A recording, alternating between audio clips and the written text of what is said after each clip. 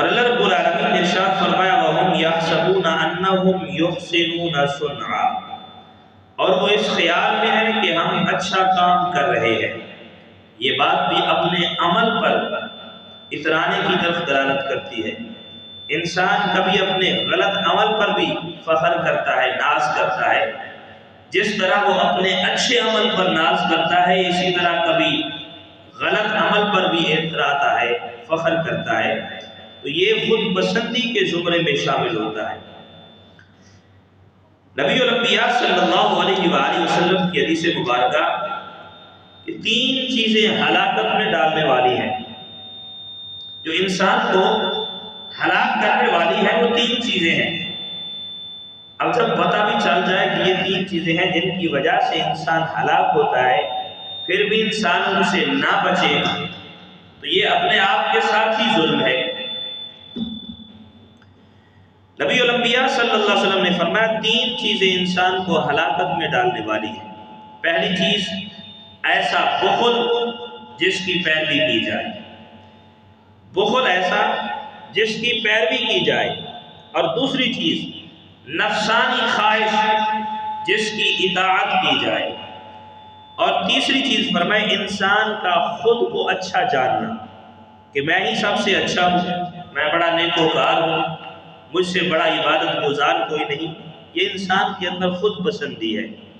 اور دوسری حدیث مبارکہ رحمت عالم صلی اللہ علیہ وسلم نے اس امت کے آخر کا ذکر کرتے ہوئے حضرت سیدنا ثعلبہ رضی اللہ تعالیٰ عنہ سے فرمایا جب تم دیکھو کہ بخل کی اطاعت کی جائے، خواہش نفس کی پیروی کی جائے، اور ہر رائے دینے والا اپنی رائے کو پسند کرے، تو اس وقت تم اپنی فکر کرو، تم اپنی فکر کرو۔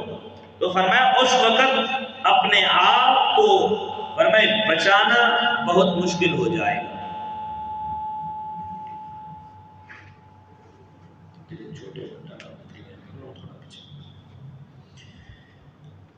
حضرت سیدنا عبداللہ بن مسعود رضی اللہ تعالیٰ عنہ فرماتے ہیں کہ 2 باتوں میں ہلاکت ہے، ایک نا امیدی اور دوسرا خود پسندی۔ نا امیدی اور خود پسندی، ان دونوں باتوں میں ہلاکت ہے۔ بندہ نا امید ہو جائے تو اپنے آپ کو ہلاک کر دیتا ہے۔ اللہ تعالیٰ نے قرآن میں فرمایا لا تقنطوا من رحمت اللہ، میری رحمت سے نا امید نہ ہو۔ فرمایا جتنے بھی تجھ سے خطائیں غلطیاں ہو گئی ہیں، فرمایا میری بارگاہ میں آ جا، جتنے میں مسائل مشکلات پریشانیاں آ گئی ہیں، فرمایا ان کی وجہ سے نا امید نہ ہو، رب کی رحمت سے امید لگا، یقیناً تیری ہر مشکل دور ہو جائے گی۔ آپ رضی اللہ تعالیٰ نے ان دونوں باتوں کو اس لیے جمع فرمایا کہ سعادت کا حاصل، فرمایا سعادت کے حاصل کرنے کی کوشش جو ہے یہ طلب، محنت اور ارادے کے بغیر ممکن نہیں ہوتی، اور نا امید شخص نہ کوشش کرتا ہے نہ طلب کرتا ہے، جبکہ خود پسندی کا شکار فرمائے کہ وہ یہ سمجھ رہا ہوتا ہے کہ وہ سعادت مند ہے اور اپنی مراد کے حصول میں کامیاب ہو چکا ہے، لہذا وہ کوشش ہی نہیں کرتا۔ تو حقیقت یہ ہے کہ پہلے سے حاصل شدہ طلب، فرمائے کہ جو شے حاصل ہے پہلے اس کی طلب نہیں کی جاتی، اور محال کے حصول کی کوشش بھی نہیں کی جاتی۔ ایک چیز ہے کہ پہلے سے موجود ہے، وہ بندہ طلب ہی نہیں کرتا، اور دوسری ایسی ہے کہ جس کا حاصل ہونا ہی ناممکن ہے، محال ہے ہمارے لیے، تو فرمایا کہ اس کی کوشش ہی نہیں کی جاتی، اور خود پسندی کا شخص جو ہے شکار یہ سمجھ رہا ہوتا ہے کہ مجھے یہ سعادت بھی حاصل ہے، اور نا امید شخص یہ گمان کر رہا ہوتا ہے کہ سعادت کا حصول ناممکن ہے، تو دونوں فرمایا ہلاکت میں جا گرتے ہیں۔ اس لیے فرمایا کہ خود پسندی سے بچنا، اللہ تعالیٰ ارشاد فرماتے فَلَا تُزَكُّوا أَنفُسَكُمْ، فرمائے کہ یہ مت سمجھو کہ تم فرمائے بالکل پکے صاف ستھرے، فرمائے کہ اگر تم اس بات میں اترا گئے کہ میرے اندر تو کسی چیز کی کمی کوتاہی ہے ہی نہیں، میں ہی سب سے افضل ہوں، تو یہی بات تیرے اعمال کو برباد کر دے گی۔ تو اس آیت طیبہ میں اس کی تفسیر میں حضرت سیدنا ابن جریج رحمۃ اللہ تعالی فرماتے ہیں اس کا معنی یہ ہے کہ جب تم نیک عمل کرو تو یہ مت کہو کہ میں نے فلاں عمل کیا، میں نے فلاں عمل کیا ہے، فرمائے کہ عمل کرو اور اسے بھول جاؤ، فرمائے کہ کسی کے سامنے اپنے عمل پر فخر مت کرو، تو یہ عمل تمہیں کہیں خود پسندی کی طرف نہ لے جائے۔ اور حضرت سیدنا زید بن اسلم علیہ رحمت اللہ اکرم فرماتے ہیں اپنے نفس کو نیکوکار نہ قرار دو کہ میرا نفس جو ہے یا میں بذات خود نیکوکار ہوں، فرمائے یہ اعتقاد نہ رکھو کہ وہ نیک ہے۔ خود پسندی کے یہی معنی ہے کہ خود کو نیک سمجھا جائے، فرمائے کہ جو بندہ اس بات کا اقرار کرتا ہے کہ میں نیک ہوں تو اس نے خود پسندی کا اقرار کیا، اپنے آپ کو پسند کرتا ہے، اپنی تعریف کرنا چاہتا ہے۔ تو ان چیزوں سے منع کیا گیا، جب تک یہ چیزیں انسان کے اندر موجود ہیں تو یقیناً فرمائے کہ انسان نیک اعمال تو کرتا ہے لیکن اس کی نیکیاں ضائع ہو جاتی ہیں، ضائع ہو جاتی ہیں۔ تو اس لیے یہاں پہ حدیث مبارکہ غزوہ احد کے دن حضرت سیدنا طلحہ رضی اللہ تعالیٰ عنہ نے اپنی جان کے ذریعے حضور رحمت عالم صلی اللہ علیہ وآلہ وسلم کی حفاظت فرمائی، حتیٰ کہ آپ صلی اللہ علیہ وسلم کی حفاظت کی خاطر ان کی ہتھیلی بھی زخمی ہو گئی۔ آپ رضی اللہ تعالیٰ سے یہ بہت بڑا کام سر انجام ہوا تھا، آپ نے اسے اپنے لیے بہت عظیم خیال کیا، صرف خیال کیا اپنے دل میں کہ میں نے بہت بڑا کام کیا ہے، رسول اللہ صلی اللہ علیہ وسلم کی جان پر اپنی جان کو قربان کیا ہے اور اس کے سبب زخمی بھی ہوا۔ حضرت سیدنا فاروق اعظم رضی اللہ تعالیٰ نے اپنی فراست کے ذریعے اس بات کو جان لیا تو ارشاد فرمایا کہ جب سے حضرت طلحہ کی انگلی رسول اللہ صلی اللہ علیہ وسلم کے ساتھ غزوہ میں زخمی ہوئی ہے اس وقت سے ان میں خود پسندی کی بو آ رہی ہے۔ حضرت طلحہ بہت فرمائے کہ بزرگ صحابہ میں سے تھے اور صحابیت کے مقام پہ ہیں، اتنا اعلیٰ رتبہ رکھتے ہیں، اس کے باوجود بھی سیدنا فاروق اعظم نے کیا کہا، ارے کام کیا کیا تھا، اپنی جان کو رسول اللہ پہ قربان کیا اور دل میں صرف اتنا خیال آیا کہ میں نے بہت عظیم کام کیا ہے اور تھا بھی بہت عظیم کام، صرف یہی خیال سیدنا فاروق اعظم رضی اللہ تعالیٰ کو آپ نے فرمایا جب سے انہوں نے غزوہ پہ رسول اللہ صلی اللہ علیہ وسلم کی حفاظت کی اور ان کی انگلی زخمی ہوئی ہے تب سے ان میں خود پسندی کی بو آ رہی ہے۔ اور فرماتے ہیں حضرت سیدنا طلحہ کے متعلق یہ بات کی جا رہی ہے، حالانکہ آپ رضی اللہ تعالیٰ نے کبھی خود پسندی کا اظہار بھی نہ کیا، کسی مسلمان کو حقیر بھی نہ جانا۔ آپ حضرت سیدنا عبداللہ بن عباس رضی اللہ تعالیٰ نے خلافت کے متعلق جب مشورہ کیا جا رہا تھا تو امیر المومنین حضرت سیدنا فاروق اعظم کو حضرت سیدنا طلحہ کا نام بھی پیش کیا کہ ان کو خلافت کے منصب پر بٹھایا جائے۔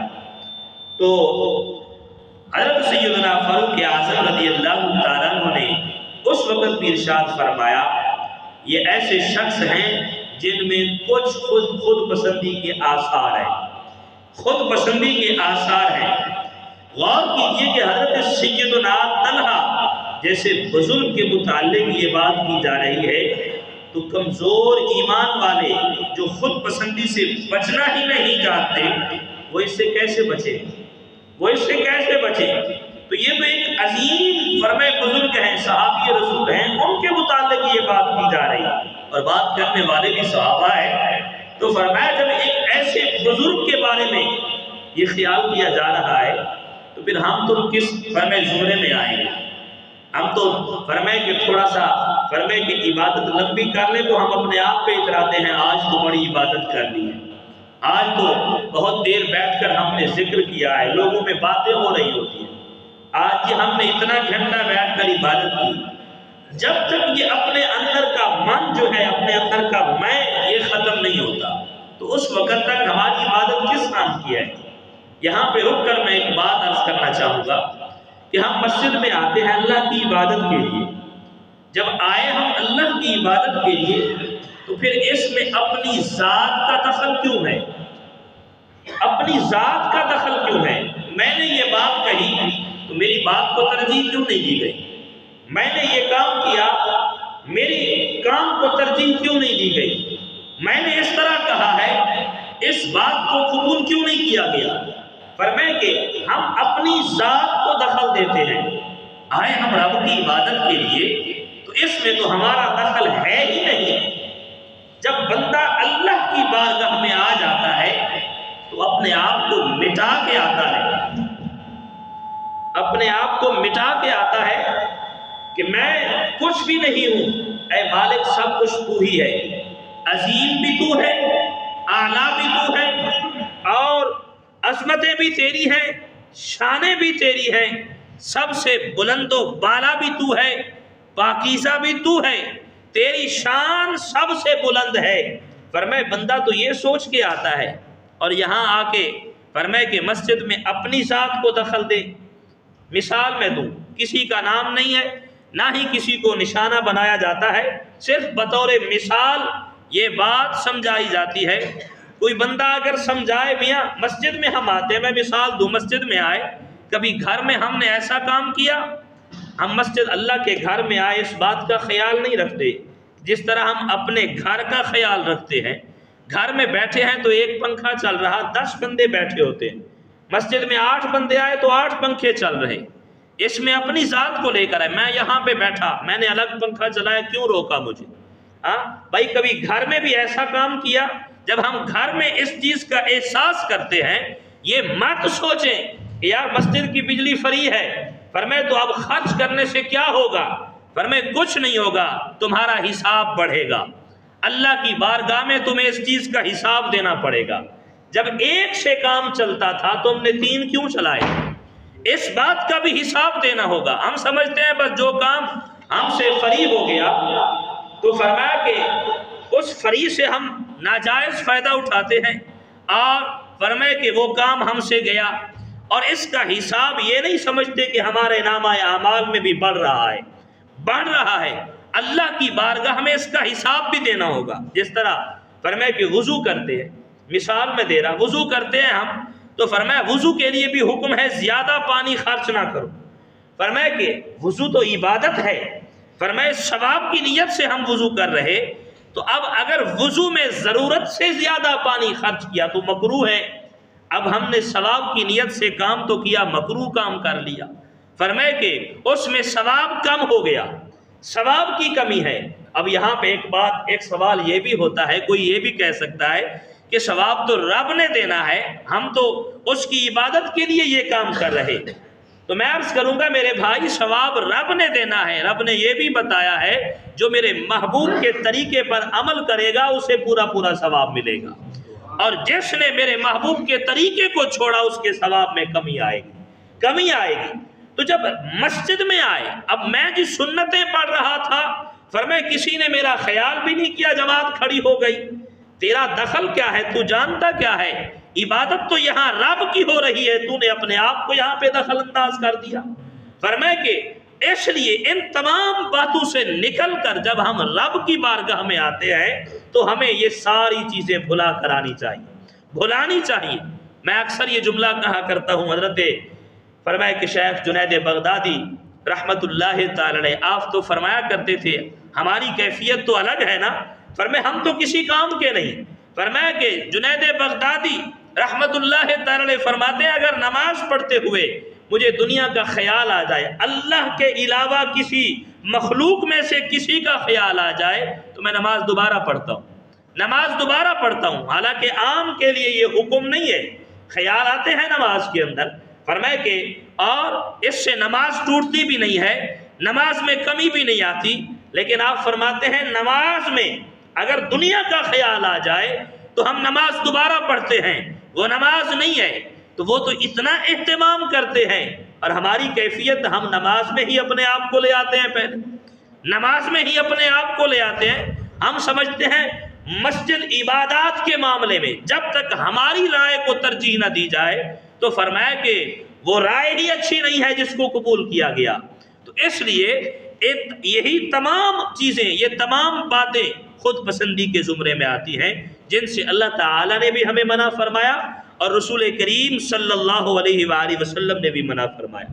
حضرت سیدنا مطرف رحمت اللہ تعالی فرماتے ہیں، اگر میں رات سوتے ہوئے گزار دوں اور صبح ندامت کے ساتھ کروں تو یہ میرے نزدیک اس سے اچھا ہے کہ میں رات عبادت الہی میں گزاروں اور صبح خود پسندی میں مبتلا ہو جاؤں۔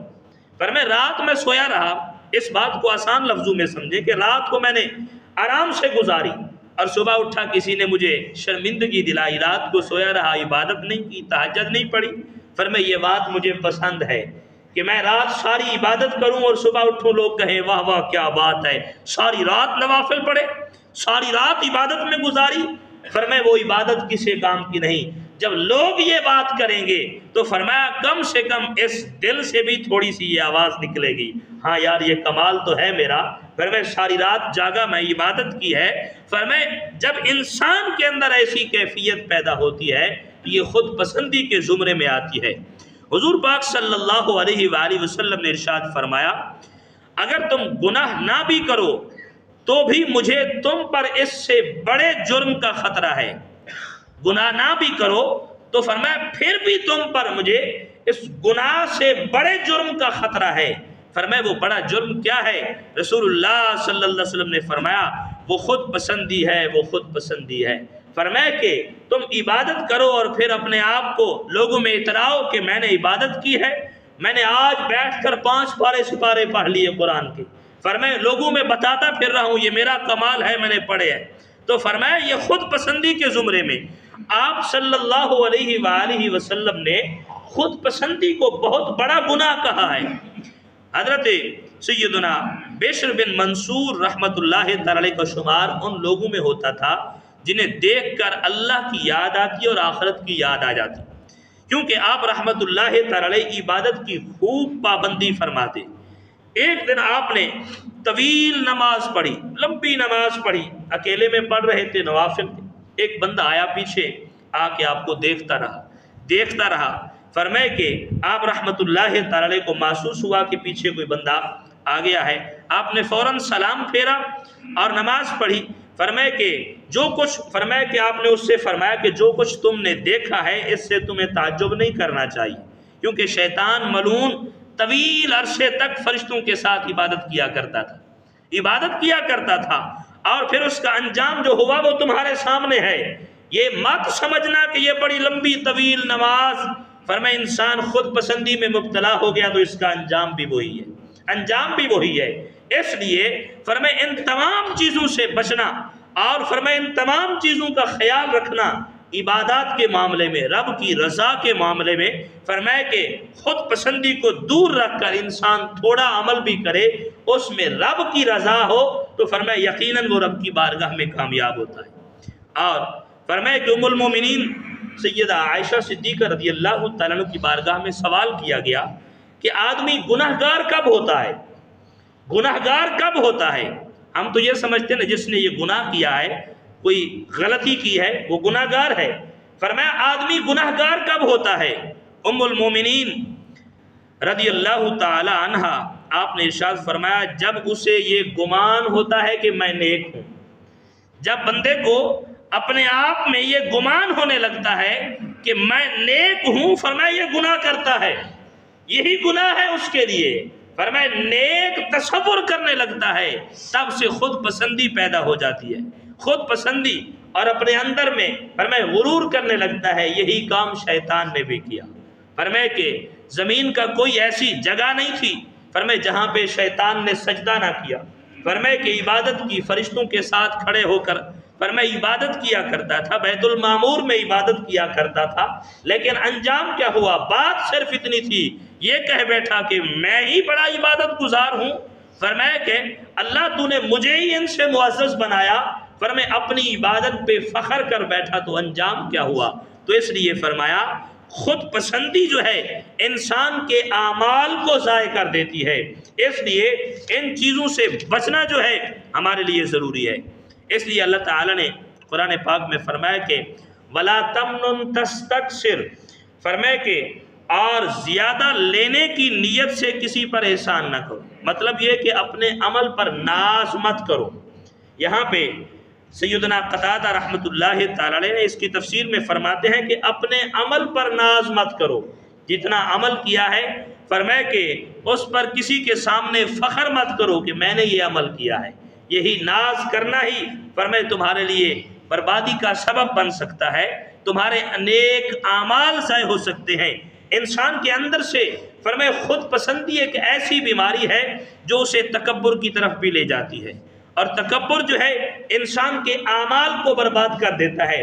تکبر فرمایا انسان کو اترانے پر مجبور کرتا ہے کہ میں ہی، جس طرح دنیا دار فرمایا اپنے دولت اور پیسے پر اتراتا ہے کہ میرے پاس اتنی دولت ہے، میرے پاس طاقت ہے، فرمایا کہ میں ہی سب کچھ کر سکتا ہوں، فرمایا اسے یہ نہیں معلوم کہ یہ دولت اور طاقت عطا کی ہوئی کس کی ہے، عطا کس نے کی ہے۔ فرمایا اگر یہ بات سمجھ میں آ جائے تو یقیناً فرمایا کبھی بھی اس بات پر نہ اترائے۔ اگر وہ مالک دینے پر قادر ہے تو واپس لینے پر بھی قادر ہے۔ انسان عبادت کرتا ہے، عبادت پر نہیں اترانا چاہیے، کیوں؟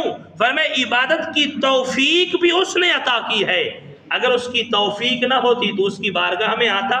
تو فرمایا جس طرح صوفیاء کرام نے فرمایا کہ بندہ جب مسجد میں نہیں آتا نماز پڑھنے کے لیے، نماز نہیں پڑھتا، فرمایا کہ تو وہ سوچ رہا ہوتا ہے میرے پاس فرصت نہیں ہے، وقت نہیں ہے، فرمایا اس لیے نہیں جا ہوتا۔ تو فرمایا کہ یہ مت سوچ کہ تیرے پاس فرصت نہیں ہے، اللہ تعالیٰ نے تجھ سے ہی سجدے کی توفیق ہی چھین لی ہے۔ فرمایا کہ رب کی سب سے بڑی ناراضگی، ہم یہ سمجھتے ہیں بڑی مصیبت آ جائے رب کی ناراضگی ہے، کوئی بہت بڑی بیماری آ جائے یہ رب کی ناراضگی ہے۔ رب کی سب سے بڑی ناراضگی بندے سے عبادت کی توفیق کو واپس لے لینا، عبادت کی توفیق کو زائل کر دینا، فرمایا یہ رب کی سب سے بڑی ناراضگی ہے۔ اور بندہ سوچ رہا ہوتا ہے کہ میرے پاس فرصت نہیں، ٹائم نہیں ہے، تو ہوتا کون ہے کہ اس کی بارگاہ میں نہ جائے؟ فرمایا یہ تیرے ہاتھ حرکت کرتے ہیں اس کی فرمایا کہ منشا سے، اس کی طاقت سے، اور فرمایا تیری زبان بولتی ہے تو فرمایا یہ اس کی طاقت ہے، اس کا حکم ہے۔ آج تو چل رہا ہے تو فرمایا یہ طاقت اس کی ہے، اگر وہ نہ چاہے تو فرمایا کچھ بھی نہیں کر سکتا، نہ تیری زبان ہل سکتی ہے۔ اچھا تھوڑی دیر کے لیے ہم یہ سوچیں کہ جب فرمایا انسان کی روح نکل رہی ہوتی ہے، سکرات لگی ہوتی ہے، تب معاملہ کیسا ہوتا ہے؟ نہ ہاتھ حرکت کرتے ہیں، نہ پاؤں حرکت کرتے ہیں، نہ زبان حرکت کرتی ہے، ہر چیز رک جاتی ہے۔ اس وقت تیری طاقتیں کہاں گئی ہوتی ہے؟ ارے نکالا تو جسم سے صرف ایک پھونک کو ہے نا، ایک ہوا کو نکالا ہے، فرمایا کہ تیری ساری طاقتیں مک گئیں۔ اگر وہ مالک اس بات پہ طاقت رکھتا ہے، قدرت ہے اس کی، تو فرمایا پھر سوچ، فرمایا کہ اس نے تمہیں یہ صلاحیت، یہ طاقت دی ہے، عبادت کی توفیق دی ہے، بجائے اس کے کہ تو اس بات پر فخر کرے بلکہ اس کا شکر ادا کرنا چاہیے کہ مالک تیرا لاکھ احسان ہے کہ تو نے مجھے سجدے کی توفیق بخشی ہے، وگرنہ میں تو اس لائق بھی نہیں ہوں۔ حضرت سیدنا داؤد علیہ السلام اللہ کے نبی ہیں، اور آپ نے ایک دن بیٹھے تھے اور بارگاہ الہی میں دعا کی، عرض کی کہ اے باری تعالیٰ کوئی رات ایسی نہیں گزرتی جس میں آل داؤد میں سے کوئی بھی رات بھر تیری عبادت نہ کرتا ہو۔ آل داؤد یعنی اپنے اہل میں سے فرمائے کہ کوئی بھی تیری عبادت نہ کرتا ہو، کوئی دن ایسا نہیں گزرتا، کوئی دن ایسا نہیں گزرتا جس میں آل داؤد روزہ دار نہ رہے ہو۔ ہمیشہ فرمائے کہا جاتا نا صوم داؤدی رکھتے ہیں، فرمائے کہ صوم داؤدی کا مطلب یہ تھا داؤد علیہ السلام ہمیشہ روزے رکھتے تھے، ہمیشہ روزے رکھتے تھے، اور فرمائے کہ ایک دن روزہ رکھا، ایک دن چھوڑ دیا، ایک دن، فرمائے کہ اکثر اس طرح، تو یہ عبادت تھی، کثرت سے رات کو قیام کرتے، دن کو روزہ رکھتے، اللہ کی بارگاہ میں یہ دعا کی۔ اور ایک روایت میں یوں ہے کہ رات اور دن کی کوئی گھڑی ایسی نہیں گزرتی جس میں آل داؤد کا کوئی عابد تیری عبادت، نماز یا روزہ سے غافل ہو۔ تو فرمایا کہ اس پر اللہ تعالیٰ نے حضرت داؤد علیہ السلام اللہ کے نبی ہیں، فرمایا ان کی طرف وحی فرمائی، فرمایا اے داؤد یہ عبادت کی طاقت جو ہے ان میں آئی کہاں سے ہے؟ یہ عبادت جو کرتے ہیں ساری ساری رات کھڑے رہتے ہیں اور دن کو روزہ رکھتے ہیں، کوئی دن اور رات ایسا نہیں جس میں یہ عبادت میں مشغول نہ ہو، تو ذرا یہ تو بتائیے نا کہ یہ عبادت کی طاقت ان میں آتی کہاں سے ہے؟ تو جب یہ بات کہی تو فرمایا کہ اللہ تعالیٰ نے فرمایا یہ سب میری توفیق سے ہے، اور اگر تمہیں میری مدد حاصل نہ ہوتی تو تمہیں بھی عبادت کی قوت نہ ملتی۔ یہ اللہ کی مدد ہے، اللہ کی توفیق ہے۔ حضرت سیدنا عبداللہ ابن عباس رضی اللہ تعالیٰ عنہما فرماتے ہیں حضرت سیدنا داؤد علیہ السلام کے ساتھ جو معاملہ پیش آیا اس کی وجہ یہ تھی کہ انہوں نے آل داؤد کی عبادت کو بطور ناز پیش کیا، اللہ کی بارگاہ میں بطور ناز کے پیش کیا، اور اس پر خود پسندی کا اظہار کیا۔ یا اللہ فرمائے کہ آل داؤد تیری عبادت کرتے ہیں، تو اللہ تعالیٰ نے انہیں ان کے نفس کے سپرد کر دیا، جس کی وجہ سے انہیں ایسی لغزش فرمائے کہ سرزد ہوئی جو غم و ندامت کا باعث بنی۔ وہ وجہ کیا تھی؟ ایک دن حضرت سیدنا داؤد علیہ السلام نے بارگاہ الہی میں عرض کی کہ اے میرے رب، فرمائے بنی اسرائیل تجھ سے حضرت ابراہیم علیہ السلام، حضرت اسحاق علیہ السلام اور حضرت یعقوب علیہ السلام کے وسیلے سے دعا کیوں مانگتے ہیں؟ کیوں مانگتے ہیں؟ اللہ نے فرمایا کہ میں نے انہیں آزمائش میں مبتلا کیا تو وہ اس میں ثابت قدم رہے۔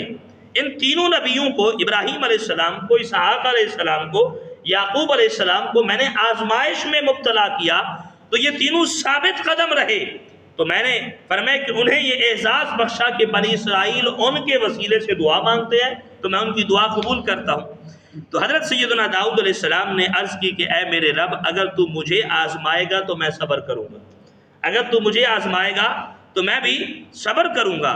آپ علیہ السلام نے چونکہ وقت سے پہلے اپنے عمل پر ناز کیا، ابھی صبر کیا نہیں ہے، مصیبت مشکل آئی نہیں ہے، آزمائش آئی نہیں ہے، پہلے رب کی بارگاہ میں عرض کر دی کہ اے باری تعالیٰ اگر تو مجھے آزمائے گا تو میں بھی صبر کروں گا، یہ پہلے لفظ کہہ دیے۔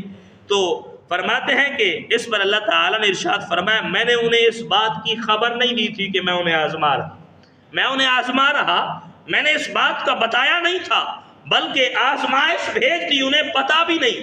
فرمایا کہ آزمائش گئی اور اس پر انہوں نے صبر کیا، تو فرمایا اس پر ثابت قدم رہے، اور فرمایا انہیں بتایا بھی نہیں تھا کہ کس سال آزماؤں گا، فرمایا کس مہینے میں، کس دن میں، اور کون سا وقت ہوگا، فرمایا کچھ پتہ نہیں تھا، بس میں نے آزمائش بھیجی، فرمایا وہ ثابت قدم رہے۔ لیکن اے داؤد فرمایا تجھے بتا رہا ہوں، سال بھی بتاؤں گا، مہینہ بھی بتاؤں گا، دن بھی بتاؤں گا، فرمایا کہ تو صبر کرنا، صبر کرنا۔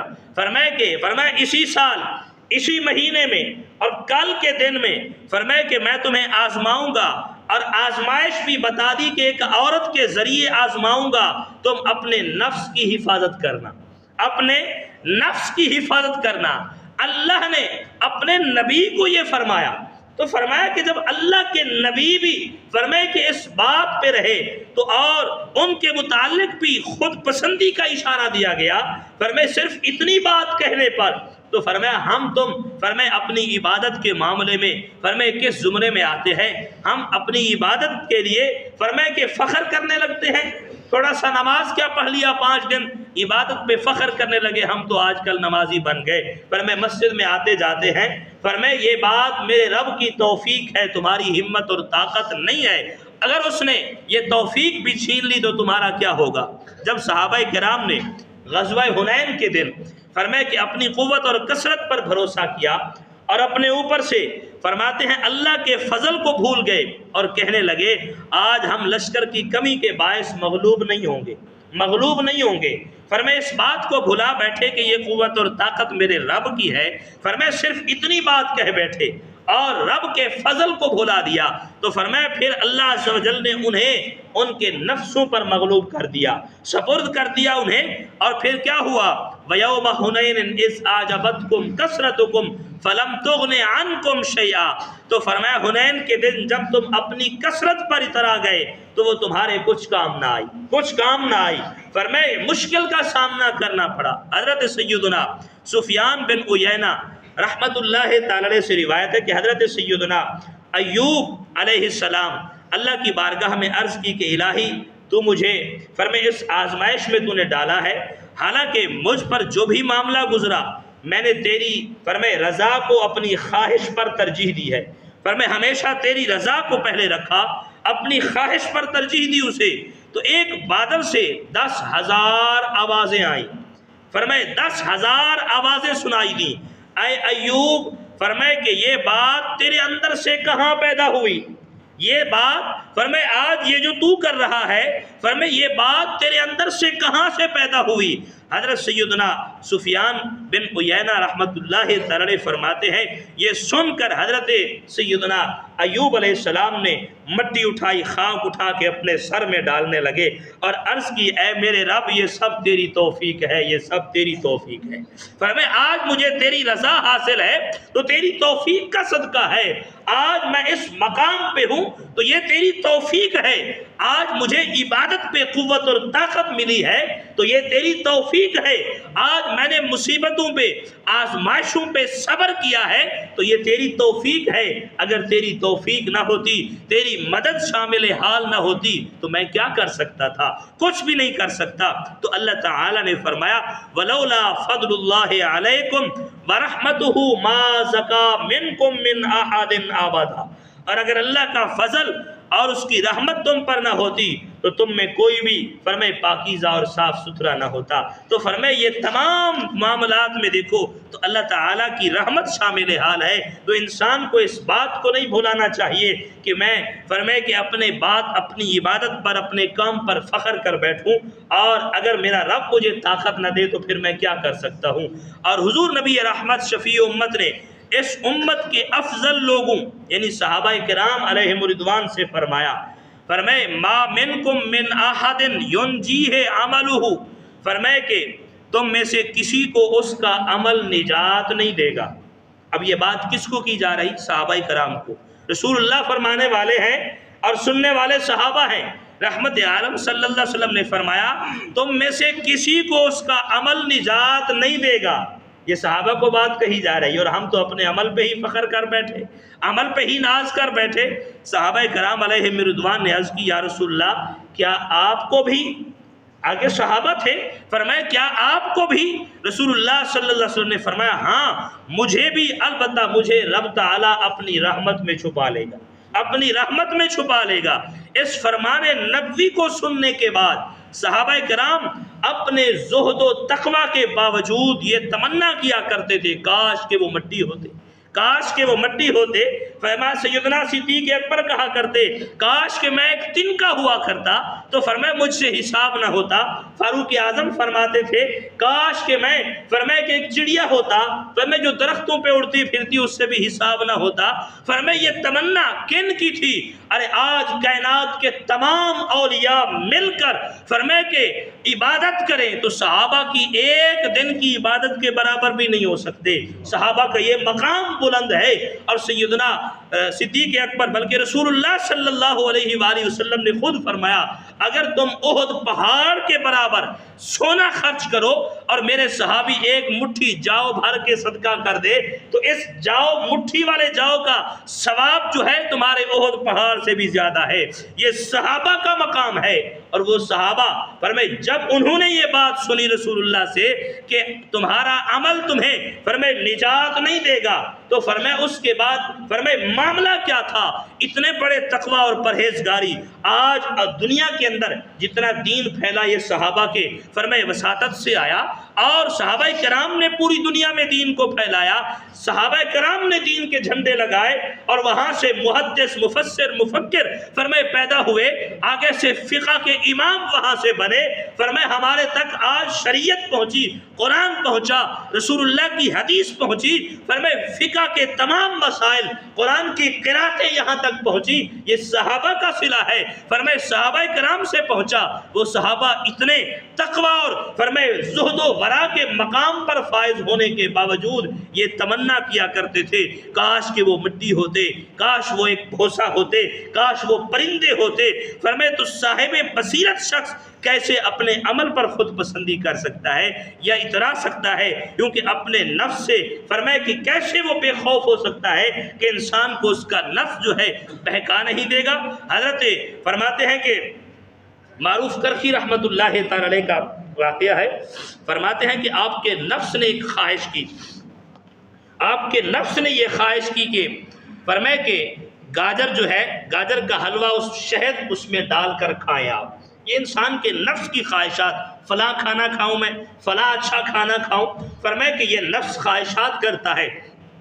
اللہ کے ولی تھے، فرماتے ہیں جب نفس نے یہ خواہش کی تو آپ نے فرمایا کہ اگر یہ تیری خواہش ہے تو کبھی نہیں دوں گا تجھے۔ 40 سال تک اسی حال میں رہے، 40 سال تک اسی حال میں رہے، نہ دیا، فرمائے کہ اسے وہ حلوہ نہ کھلایا۔ اور 40 سال کے بعد کہیں دعوت پہ بیٹھے تھے تو وہاں پہ وہی چیز بن کے تیار ہو کے سامنے آئی، اور آپ کو وہ بات بھی یاد نہ رہی، آپ نے اٹھایا اور منہ تک ایسے لے کر ہی آئے تھے، تو فرمایا اندر سے نفس بول پڑا، چلو آج تو یہ مل گیا نا، آج تو یہ مل گیا۔ فرمایا کہ بس یہ آواز تھی، یہ آواز ہمیں سنائی کیوں نہیں دیتی؟ فرمایا کہ جب نفس یہ خواہشات کر رہا ہوتا ہے تو پھر یہ آواز سنائی کیوں نہیں دیتی؟ ہم اس میں غور و فکر کیوں نہیں کرتے؟ فرمایا جب یہ آواز آئی تو آپ نے فوراً ہی رکھ لیا، کہا اگر تو ابھی تک زندہ ہے تو پھر بھی نہیں ملے گا، پھر بھی نہیں ملے گا۔ اپنے نفس کو مارنے کے لیے خلیفہ ہارون الرشید کا وہ دور تھا، فرماتے ہیں بادشاہ بیمار ہو گیا اور فرماتے ہیں بڑے علاج کیے، فرمائے ٹھیک نہ ہو سکا، اور ایک آپ کے جو وزیر تھا اس نے کہا حضور اگر آپ اجازت دیں تو ایک غیر مسلم عیسائی ہے، فرمائے کہ ہے غیر مسلم، بڑا ماہر حکیم ہے، اگر آپ چاہیں تو میں اسے بلا کر لے آؤں۔ اس وقت کے بادشاہ بھی کتنے باکمال ہوتے، فرمائے غیر مسلموں سے بھی علاج نہ کرواتے تھے، علاج نہ کرواتے۔ جب ہر طرف سے تھک گئے تو کہا اچھا اسے بلاؤ، دیکھتے ہیں کیا کرتا ہے، دیکھتے ہیں کیا کرتا ہے۔ فرماتے ہیں جب وہ آیا اور اس نے آ کے چیک کیا آپ کو، اور فرمانے لگے کہ اس نے شہتوت کے پتے تھے، اور ایک روایت میں علماء نے لکھا ہے کہ فرمائے کہ آم کے درخت کے پتے تھے، فرمائے کہ سوکھے پتے اس نے 2-3 پتے لیے، ایسے ہاتھ پہ مل کے ایک پڑیا بنا کے دی، کہا حضرت کھائیے، فرمائے آپ نے کھائی تو طبیعت سنبھل گئی، ٹھیک ہو گئے۔ کہا فرمائے تو نے یہ کیسے کیا؟ اس کے اندر فرمائے شفا اس بیماری کی کیسے ہے؟ فرمائے تجھے یہ مقام کیسے ملا؟ اس نے کہا جب سے میں نے ہوش سنبھالا ہے ہمیشہ ہر عمل اپنے نفس کے خلاف کرتا ہوں، تب سے میرے ہاتھ میں یہ کمال ہے، فرمائے میرے ہاتھ میں یہ کمال ہے۔ تو حضرت بادشاہ نے کیا کہا؟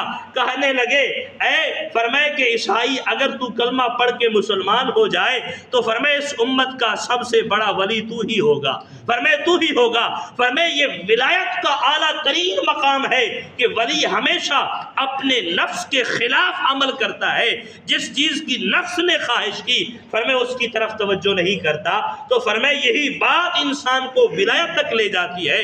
تو اس بات کو سمجھایا، فرمائے کہ بزرگان دین نے اور اولیاء امت نے، رسول کریم صلی اللہ علیہ وسلم نے اپنی احادیث مبارکہ میں فرمایا خود پسندی سے بچو، اپنے آپ سے فرمایا اپنی ذات کو رب کی عبادت کے معاملے میں نکال دو، کبھی بھی رب کی عبادت کے معاملے میں اپنے آپ کو دخل نہ دو کہ میں ہوں، میں یہاں پہ آیا، میری بات کیوں نہیں مانی گئی۔ ان تمام باتوں کو نکال کر جب تم رب کی بارگاہ میں آؤ صرف جھک جاؤ، تمہاری زبان اللہ کے گھر میں دنیاوی کلام نہ کرے، تمہارا خیال فرمائے دنیا کی طرف نہ جائے، اس بات کی کوشش کرو جب بھی رب کے گھر میں آؤ رب کے ذکر میں رہو، یقیناً یہی عمل تمہیں اللہ کا قرب نصیب کرے گا اور ان تمام مذموم برائیوں سے فرمائے نجات عطا فرمائے گا۔